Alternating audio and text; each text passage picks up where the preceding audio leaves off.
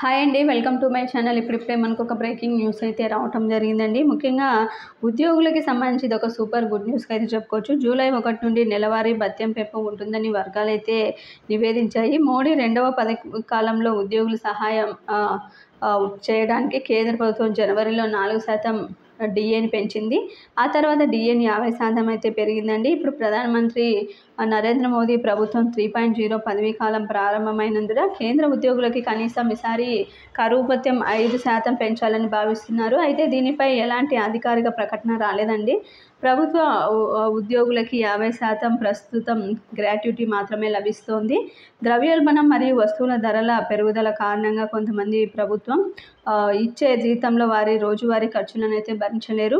కాబట్టి కేంద్ర ప్రభుత్వం ఉద్యోగుల డిఏ పెంచాలని డిమాండ్ చేస్తున్నారు.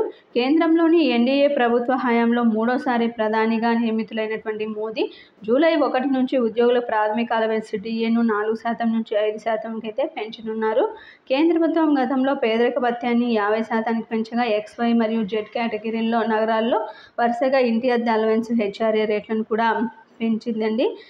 ఇక మొత్తానికైతే శాఖల పరంగా రేటు పెరుగుదల అయితే ఉన్నాయి. కొత్త ఇంటి అద్దె అలవెన్స్ అయితే HRA రేట్లు XY మరియు Z నగరాల్లో వరుసగా 30, 20 మరియు 10% పెంచబడ్డాయి. పేదరిక భత్యం 50% పెంచబడింది. వరుసగా XY మరియు Z నగరాలకు ఇంతకుముందు ఇంటి అద్దె భత్యం అయితే 27%, HRA 18% మరియు 9% ఉండగా ప్రస్తుతం అది 30, 20, 10%కి అయితే పెంచబడిందండి. మీకు ఈ వీడియో నచ్చినట్లయితే తప్పకుండా లైక్ చేయండి, షేర్ చేయండి. Thank you for watching.